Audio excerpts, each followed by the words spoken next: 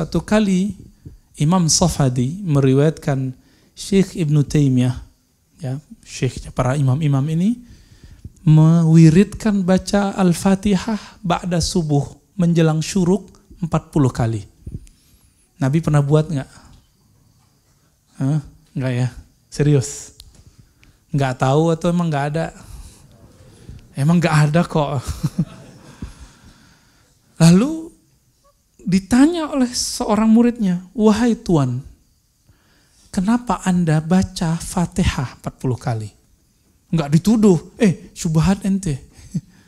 Enggak ditanya, kok dikonfirmasi. Ini yang kita sebut dialog tadi. Apa jawaban beliau? Aku membaca Fatihah 40 kali untuk wirid supaya Allah fatah. Allah buka kepadaku pemahaman satu ayat yang malam tadi mentok.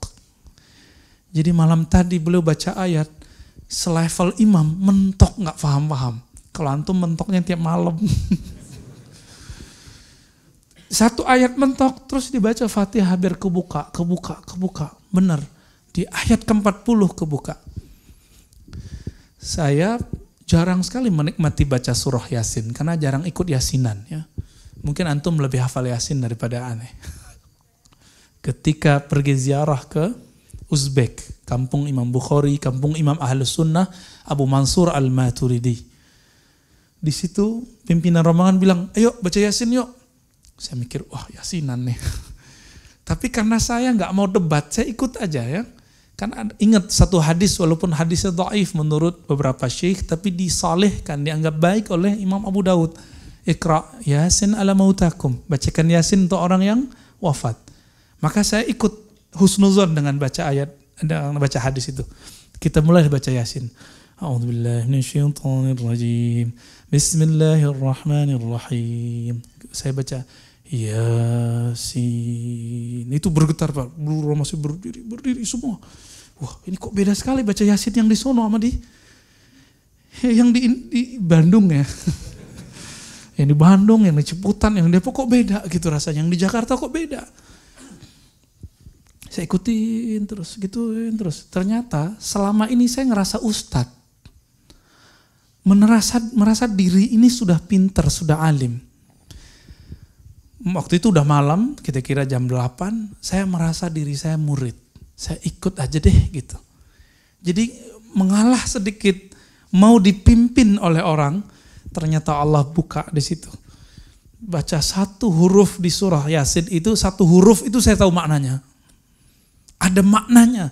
Satu kalimat itu indah sampai akhir. Pengen lagi baca Quran di sana. Yang merindukan lagi baca Quran di sana. Saya nyesel kok saya baca Yasin doang. Kenapa enggak baca Al-Kahf, baca Al-Mulk, biar tambah banyak yang kebuka. Sekarang saya baca Yasin enggak ketemu rasa itu. Bergetar itu enggak ada Pak. Bergetarnya cuma sedikit. Kenapa itu?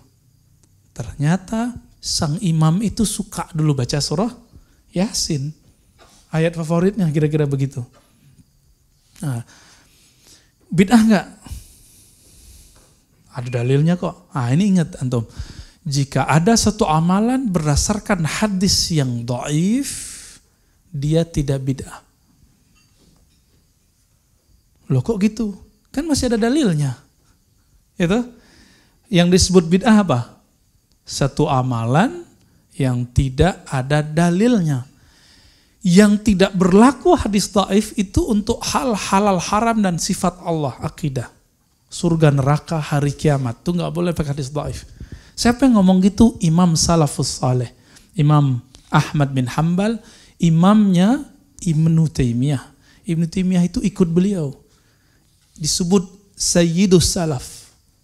Penghulu ulama salaf. Apa kata beliau? Idza rawaina fil halali wal haram tashaddadna. Jika kami meriwayatkan hadis mengenai halal haram, kami ketat. Yang dipakai cuma sahih hasan. Wa idza rawaina fi ma siwa dzalik tasahalna. Jika kami meriwayatkan selain halal haram, maka kami melonggarkan. Maka Imam Ahmad terkenal sebagai imam yang membolehkan hadis dhaif.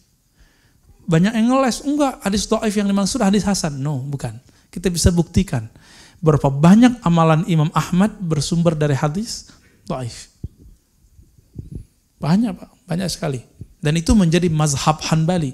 Oleh karena itu bermazhab adalah amalan salaf. Yang mengatakan bermazhab luar salaf itu telah mengingkari sejarah salafus saleh.